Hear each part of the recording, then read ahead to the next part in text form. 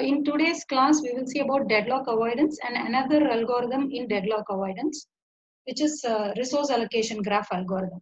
So basically what is deadlock avoidance is that in the previous class I told you what is a deadlock. Deadlock is a situation in which a process is in a waiting state and it is not able to come back to its running state because the resources which it requires is held by some other waiting process.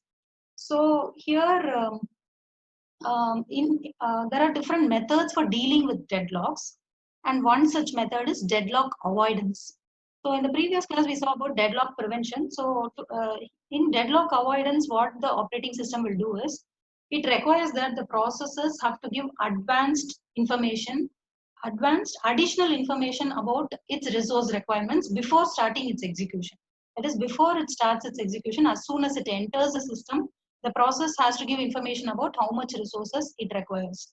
So with that information, the OS will decide whether allocating the resource to the process will result in a deadlock or not.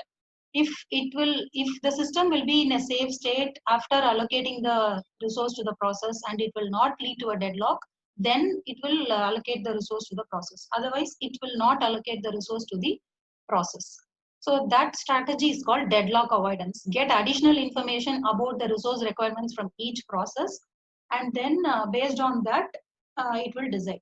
Say, for example, a real-time situation is in this we are conducting online classes. So if we get advanced a priori information about how many students will join the online class, online live class, then we can decide which platform to use, whether we can use Hangouts, or whether we have to use Zoom, or whether we can use any other platform, because some platforms will be suitable for less number of students, some platform only will be suitable for a strength greater than 30. So if we know additional information well in advance, we can plan in advance. Similarly, the OS also can plan in advance about whether allocating resource to a process will result in a deadlock or not, if it knows how much resources the process will request in future.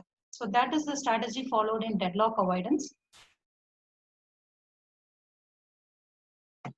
So for doing deadlock avoidance, what the process will do is, we have a terminology here called as the safe state. What is the meaning of the safe state is that, so a safe state is nothing but, let's say you have some n processes. Let's say you have,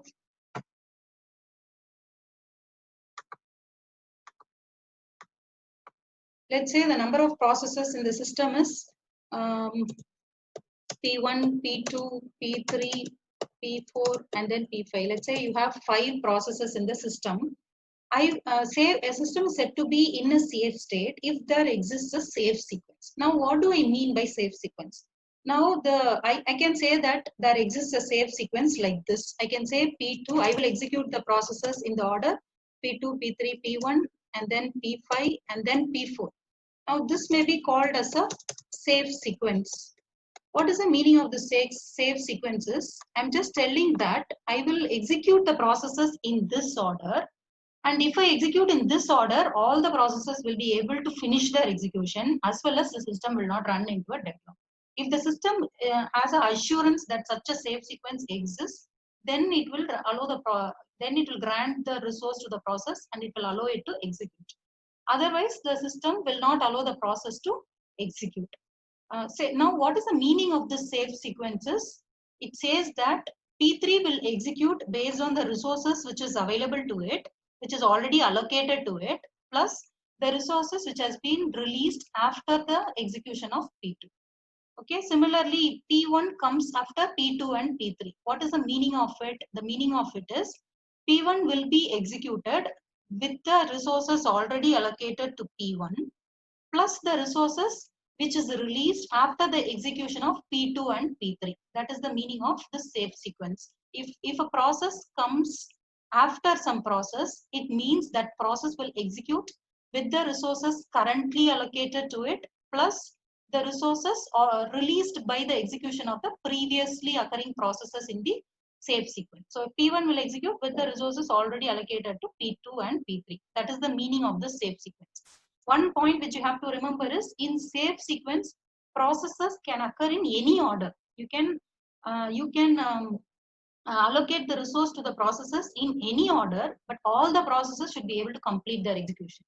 And you should not be left with any process which is not possible to execute that process. You should not be in a state where you are not able to execute any particular process. So such a sequence is called safe sequence. If you are able to execute all the processes to completion and at the same time the system will not result in a deadlock, such a sequence is called safe sequence. If such a safe sequence exists, then the operating system will allocate the resource to the process. Now, so that is the concept of safe state. So safe state is nothing but a system is said to be in a safe state if there exists a safe sequence. And safe sequence is nothing but a sequence of execution of all the processes, which can be in any order such that one process will execute with its currently available resources plus the resources already are released by the previously completed processes. That is called safe sequence. So if such a safe sequence exists, then the system is said to be in a safe state.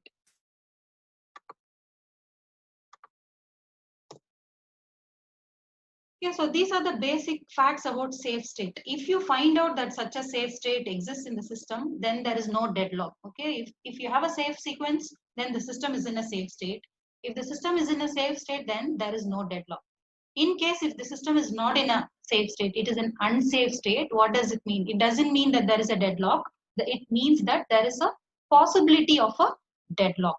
And deadlock avoidance algorithms work to ensure that the system will never enter an unsafe state. This is the theory behind safe, unsafe, and deadlock states. Safe state is a deadlock-free state. We don't have any doubts in that. If you have an unsafe state, it means that a safe sequence does not exist for that set of processes. You are not able to execute at least one of the process to its completion. Then a deadlock may be present in an unsafe state. There might be a deadlock which may happen in an unsafe state or may not happen also. So, but all deadlocked states are unsafe states. That is the meaning of this diagram.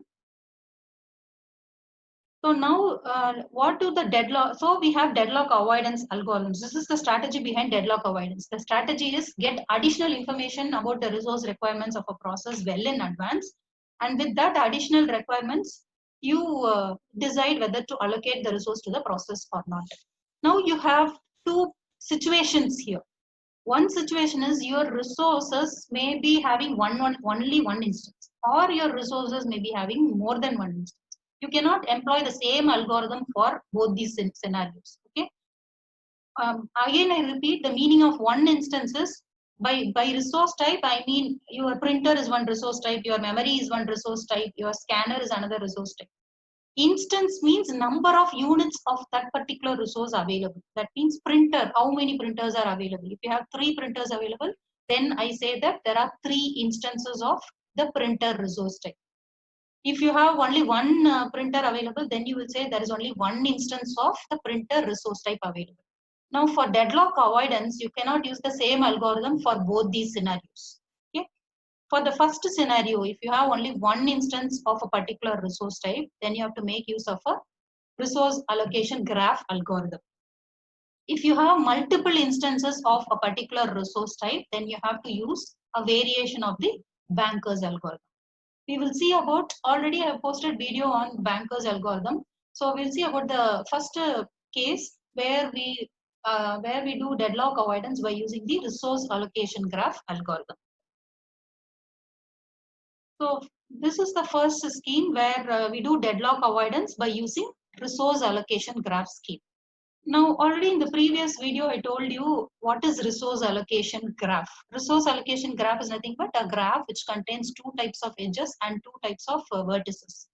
You will use circles to represent the processes and you will use rectangles to represent the resources. And there are 2 types of edges. Whenever there is an edge from the process to the resource, it's called request edge. It means the process is requesting a resource. And whenever there is an edge from the resource to the process, it's called assignment edge. You see this diagram. So we saw about the resource allocation graph. So whenever there is an edge from a process to a resource, see here, we have an edge from process P2 to resource R1, which means process P2 is requesting for resource R1. We have an edge from resource to process. It means this resource R1 is already allocated to process P1. But in this resource allocation graph for deadlock avoidance, what we actually do is we have one more edge called as the claim edge. Okay, we already saw about request edge and assignment edge while learning about resource allocation graph. But in resource allocation graph for deadlock avoidance, there is one more dashed edge called as the claim edge. What is the meaning of this claim edge? Claim edge means that if there is a claim edge from a process to a resource, it means that that process can request for the resource in future. Okay, in future, if it can request for the resource. So in future, if it actually requests, then this claim edge will be converted to a then this claim edge will be converted to a request edge. And if that request is granted, then that edge will be converted to a assignment edge from the resource to the process. Okay, so in this diagram, you can see that the process P2 may request a resource R2 in future. That is the meaning of this claim edge. Similarly, process P1 may request for a resource R2 in future. That is the meaning of this claim edge. Now, how will the operating system avoid deadlocks by using this type of graph is that if there is a cycle in this resource allocation graph with all the claim edges have to be filled by the process well in advance. Okay, that's called deadlock avoidance, right? So process has to inform what resources it may request in future also, and with that claim edges will be filled in the resource allocation graph. So after filling the claim edges, the OS will check to see with the help of a cycle detection algorithm. The OS runs a cycle detection algorithm periodically and checks if there is a cycle in the resource allocation graph. If there is a cycle, it means that a deadlock, already we have seen, if you have only one instance of a resource type, presence of a cycle indicates the presence of a deadlock. So if there is, let's say, see this condition, P2 may request for R2 in future. That is the meaning of this claim edge. Let's say after some time, P2 actually requests for R2. Then what will happen? After some time, P2 requests for R2. That request cannot be granted. Why that request cannot be granted is because if after some time, let's say P1 also requests for R2, then it may actually lead to a deadlock, right? If I grant the request for P2 and P2 is allocated R2, and after some time P1 also requests for R2, already P2 is requesting for R1. That is deadlock, right? P2 is requesting for R1, which is held by P1, and P1 is requesting for R2, which is held by P2. That situation will happen. So when that situation happens, it's called as a deadlock condition. So that actually leads to a deadlock. So that will be identified by the operating system and it will not allocate the resource. Even though the resource R2 is free, the claim edges will inform the OS that this may actually turn into a deadlock in future, and so the OS will not allocate the request for the process P2. So this diagram shows that in case if the resource R2 is allocated to P2, but in future it may actually lead to a unsafe state, and that unsafe state may actually lead to a deadlock. So this is your resource allocation graph algorithm. In this resource allocation graph algorithm, suppose if a process requests for a resource, the request will be granted by the operating system only if converting that request edge to assignment edge will not result in a cycle. Okay, so it will detect for a cycle periodically by using another cycle detection algorithm, and that another cycle detection algorithm will take n square operations, where n is the number of processes. So if you have 5 processes, it will take 25 operations to detect the presence of a cycle in the resource allocation graph.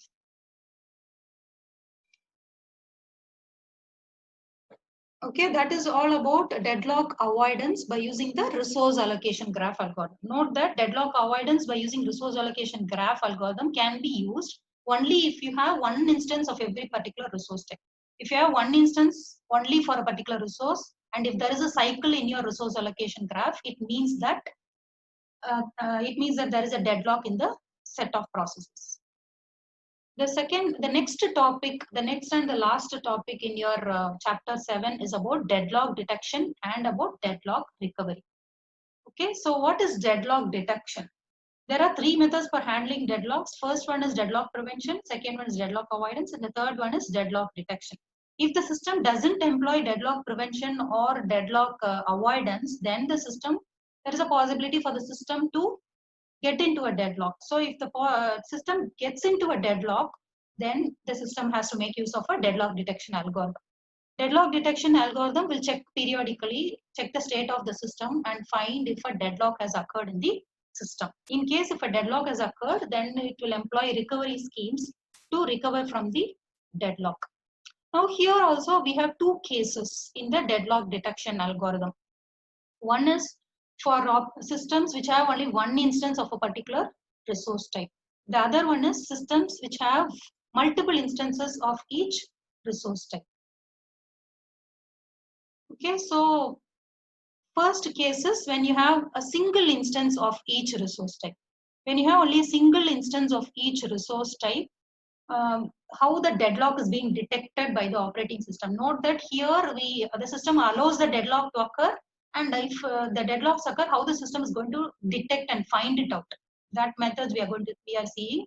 So first is when the system has only one instance for each resource, then how it's going to detect the presence of deadlock in the system.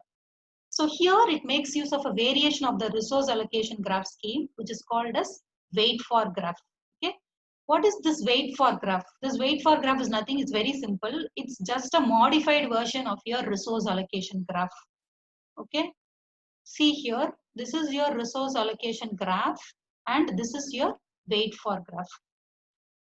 So you'll be able to find out the difference between the two. Almost it looks similar, but only difference is the resources which is represented as rectangles have been removed from the graph.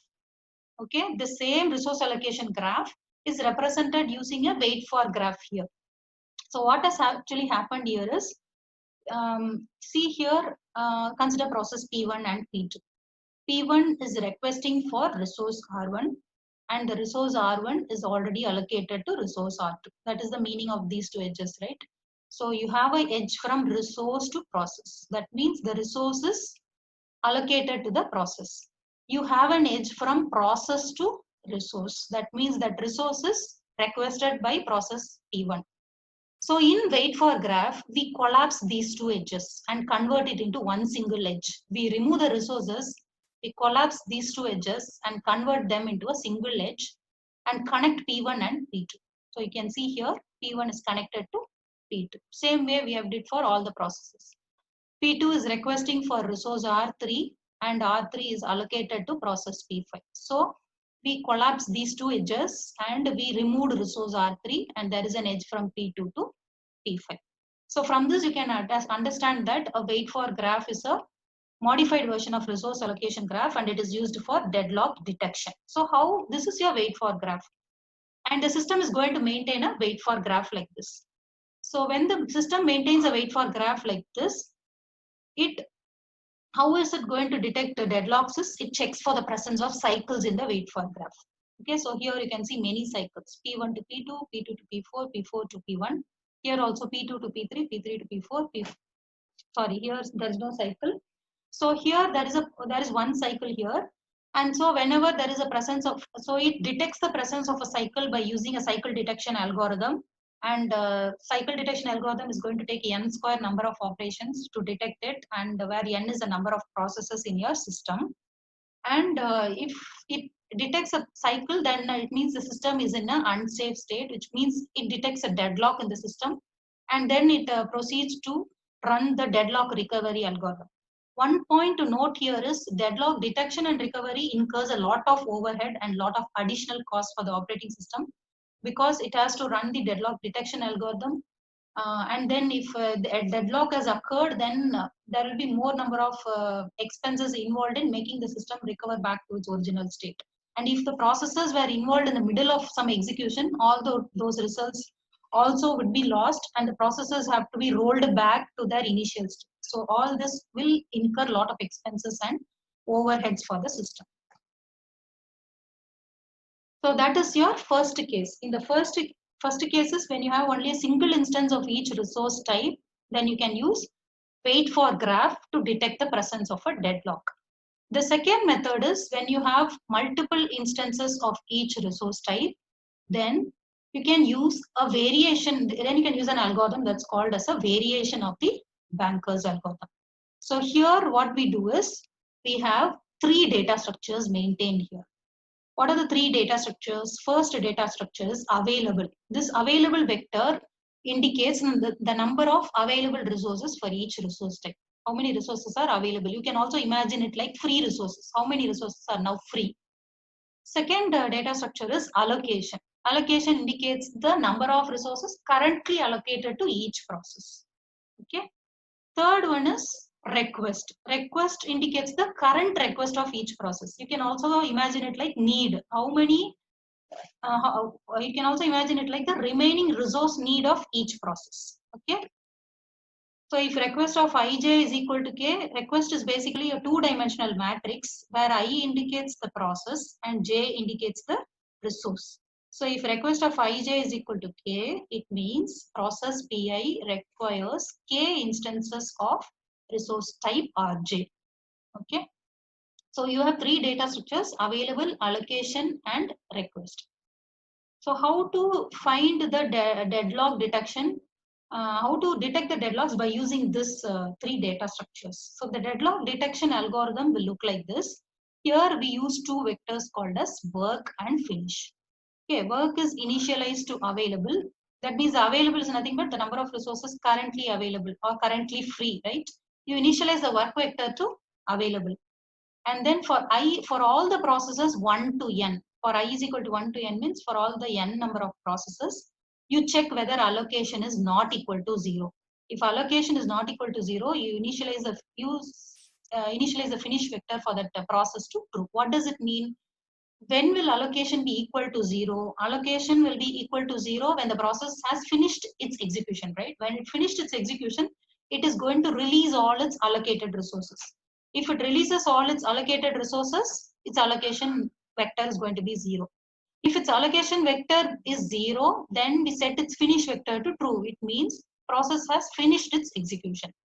If it is not equal to 0, we set its finish vector to false. It means process has not yet finished its execution and it's waiting for resources.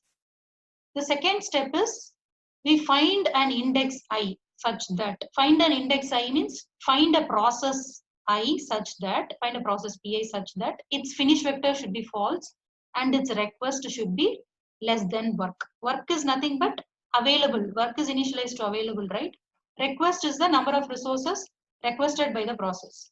If the number of resources requested by the process is less than available, you find such a process. Find such a process which has not finished its execution, then it would have set its finish vector to false. And you find the process whose request vector is less than available. That is, if its requested resources is less than available resources, we can allow the process to execute, right? So the system at every step, it executes a loop in which it checks which process finish vector is false and whose request is less than the available resources.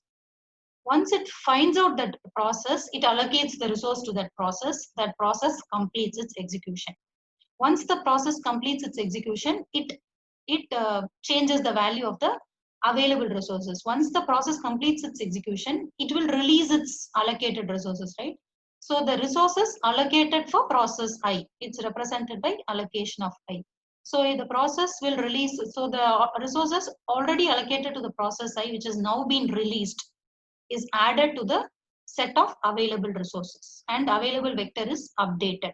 And the finish for that process is set to true, which means the process has finished its execution. So this will continue for all the n number of processes. Okay. It will check whether request of that particular process is less than available resources and it will allocate the resource to the process. And then after finishing its execution, all the resources previously allocated to the process will be added to the list of available resources. So if at the end of execution, it will check whether finish of I, if at the end of execution, if the finish vector is false for any one particular process, then that means there is some process among the set of n processes which is not able to complete its execution. In that case, that process is said to be deadlocked and the system is said to be in a deadlock state. So this is called as deadlock detection algorithm for systems which have more than one instance for every particular resource type. Again, here to detect the presence of deadlocks, it requires m into n square operations, where m is the number of processes and n is the number of resource types. So as an example of this deadlock detection algorithm, so you have 5 processes. So here, so that is all about deadlock detection algorithm. We will continue with an example for deadlock detection in the next video.